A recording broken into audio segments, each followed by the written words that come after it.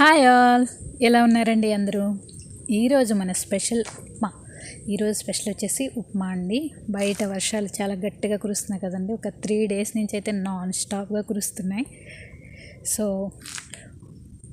Special అకేషన్స్కి అలాగే నార్మల్గా కూడా ఉదయాన్నే సింపుల్గా ఈ రెసిపీ ఏంటంటే ఉప్మా అనమాట. మా గోదావరి సైడ్ అయితే తెలిసిందే కదండి, పెళ్ళిళ్ళైనా ఫంక్షన్లు అయినా సరే ఉప్మా అయితే కంపల్సరీ ఉండాల్సిందే అనమాట. అలాంటి ఉప్మాని ఎలా సింపుల్గా తయారు చేసుకోవాలో చూద్దాం. ఉప్మా లవర్స్ ఉంటే కనుక ఒక కామెంట్ చేసుకోండి, అలాగే సబ్స్క్రైబ్ తప్పకుండా చేసుకోండి మన ఛానల్ని, ఇంకా రెగ్యులర్ వీడియోస్ కోసం. అలాగే 90s సినిమా చూస్తే కూడా అందులో కూడా రోజు ఉప్మా అయినా అంటూ ఉంటారు కదా. రోజు మీరు ఇదే ఉప్మాని తయారు చేసి పెట్టినా కూడా హెల్దీ ఉప్మా తింటూ ఉంటారనమాట. అలాగే ఫస్ట్ మనం వేరుశనగ గుడ్లు ఫ్రై చేసుకోవాలి. అవి ఫ్రై అయిన తర్వాత మాత్రమే మనం జీడిపప్పు వేసుకోవాలండి. అలాగే కొద్దిగా ఆయిల్, నెయ్యి వేసుకుంటే ఉప్మా అనేది చాలా చాలా బాగుంటుందండి. కాబట్టి నెయ్యి వేసుకుందాం.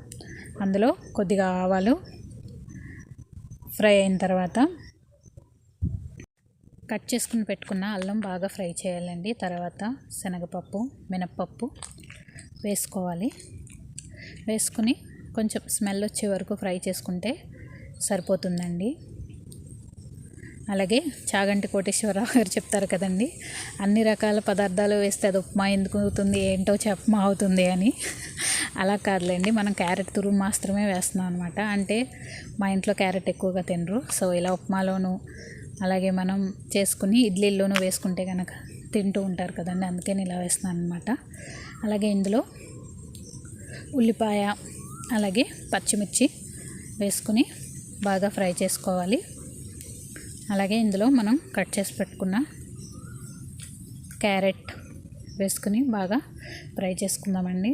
అలాగే కరివేపాకు, కొత్తిమీర కూడా వేసుకుని బాగా ఫ్రై చేసుకుందాం. నేనైతే బయట చేసే ఉప్మా మన ఇంట్లో చేసే ఉప్మా ఎందుకు అలా ఉండదా అనుకునేదాన్ని. ఎందుకంటే అందులో కొత్తిమీర వేస్తారు. కొత్తిమీర వేస్తే మొత్తం ఉప్మాని టేస్ట్ మొత్తం మారిపోతుంది అనమాట. కొత్తిమీర వేసుకోవాలి. అలాగే కరివేపాకు, కొత్తిమీర అలాగే మినప్పప్పు వేసుకుంటే ఉప్మా టేస్ట్ కూడా చాలా చాలా బాగుంటుంది. ఇవి బాగా ఫ్రై అయిన తర్వాత 1 కప్పు బొంబాయి రవ్వ అలాగే 1 కప్పు సేమియా వేసుకున్నానండి. కావాలితే మనం 1.5 కప్పు బొంబాయి రవ్వ అలాగే 1/2 కప్పు సేమియా వేసుకోవచ్చు. నేనైతే 1 కప్ వేసుకుని బాగా ఫ్రై చేసుకుంటున్నాను. ఈ లోపే పక్కన వాటర్ పెట్టుకుని మరగబెట్టేసుకోవాలి. అలా చేస్తే కనుక మనకి తొందరగా అయిపోతుంది అనమాట ఉప్మా. అందులోనే సాల్ట్ వేసుకోవాలి. అంటే ఇందులో వేస్తే కరగకపోవచ్చు, బట్ అందులో వేస్తే బాగా కరుగుతుంది కదండి. అలాగే మనం 2 కప్పులు వేసుకున్నాం కదండి, మనం 3.5 కప్పులు వాటర్ వేసుకుంటే సరిపోతుంది. ఉప్మా అనేది పైన వాటర్ తేలేంత వరకు కూడా వాటర్ వేసుకోవాలన్నమాట. ఇదిగో ఈ గ్లాస్లో సగం వాటర్ వేసుకోవాలి. అప్పుడు మనం పైన ఒక 2 స్పూన్ల నెయ్యి కూడా వేసుకుని తర్వాత మనం మూత పెట్టేసుకోవడమే.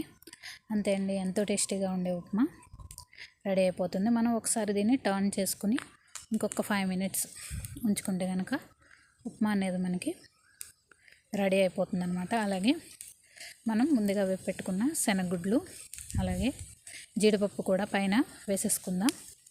అంతే, ఎంతో టేస్టీగా ఉండే ఉప్మా అనేది రెడీ అయిపోతుందండి. మీరు కూడా ఒకసారి తప్పకుండా ట్రై చేసి మీకు ఎలా వచ్చిందో కామెంట్ చేయండి. అలాగే మన ఛానల్ని సబ్స్క్రైబ్ కూడా చేయండి, కామెంట్ చేయండి. మీకు ఎలా అనిపించిందో ఈ వీడియో కామెంట్ తప్పకుండా చేయండి. Please subscribe to my channel. Thank you for watching.